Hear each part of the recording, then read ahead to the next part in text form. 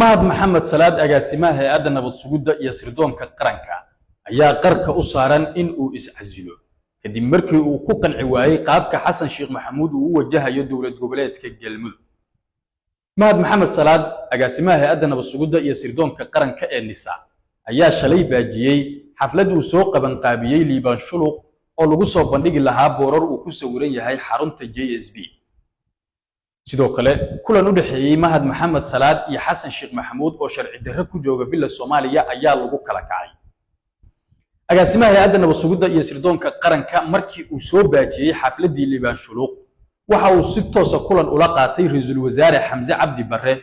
isagoo u sheegay in loo baahan yahay in ay iska casilaan xilalka ama sidoo kale ay si toos ah uga soo horjeestaan xasan sheekh maxamuud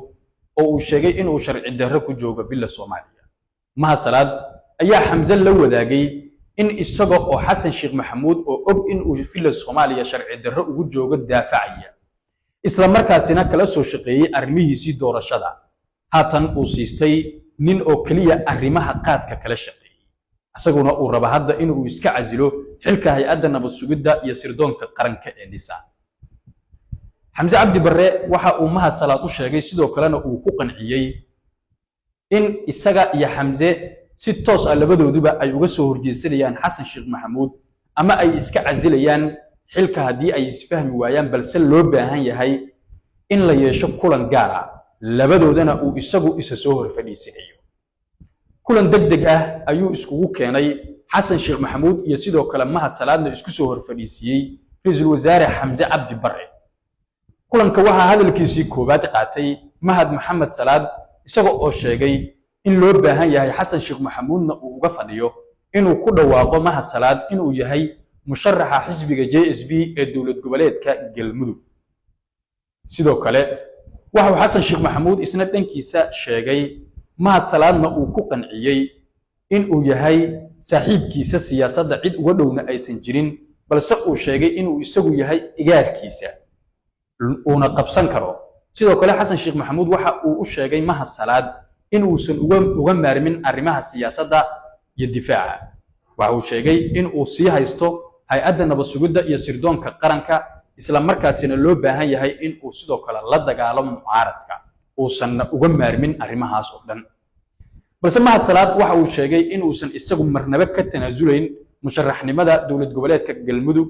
loo baahan yahay xisbiga JSB isaga in ay sharaxaan. sidoo kale waxa uu sheegay inuu culays ka haysto dhanka beeshiisa oo uu sheegay in ay hadda ku dhaliilayaan in intaasi uu dhisayay xasan sheekh maxamuud haddana uu ka doorbiday nin arrimaha qaadka keli ah kala soo shaqeeyay.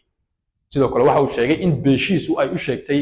in uu hoos u dhigay siyaasiyiintii kale oo dhalinyarada ahaa isagana uusan waxba ka keenin dhanka xisbigii uu ku jiray lagana doorbiday qaad wale. dhankiisa waxa hadalka qaatay ra'iisul wasaare Xamse Cabdi Barre isaga oo xasan sheekh maxamuud u sheegay in loo baahan yahay in lagu dhawaaqo in xisbiga JSB uu musharax dowlad goboleedka galmudug u yahay mahad maxamed salaad taliyaha hay'adda nabad sugidda iyo sirdoonka qaranka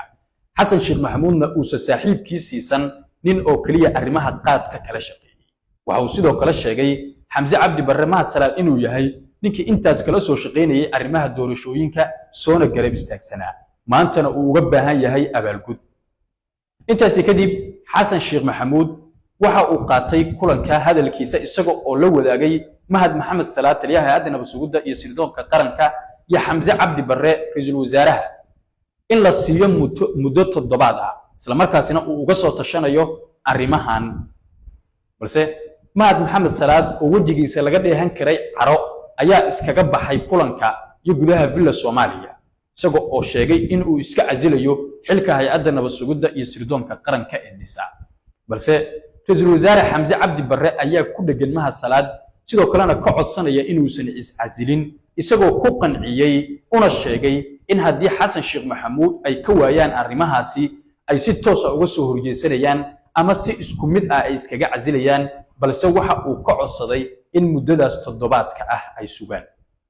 haddaba xasan sheekh maxamuud oo sharci darro ku jooga villa Soomaaliya isla markaasina ku jira jahawareer siyaasadeed maxaa laga filan karaa?